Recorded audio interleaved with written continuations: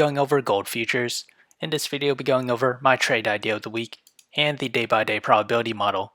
So let's start off with the technical analysis on the 1-hour chart. We remain in slightly negative MACD. We're seeing signs of a converge and approaching to positive MACD. We did bounce right off the 100 moving average, this orange line, currently at the price of $1,892.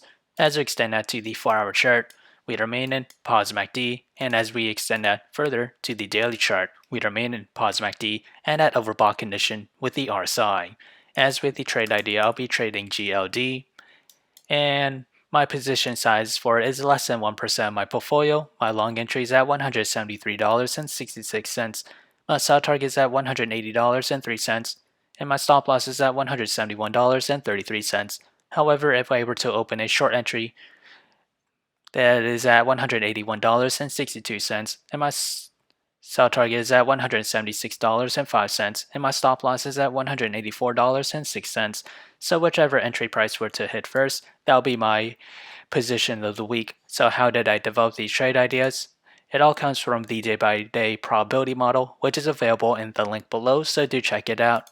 As we progress to the 5th day or week of trading, gold futures has a 60% chance to climb between 0 to 2.2%.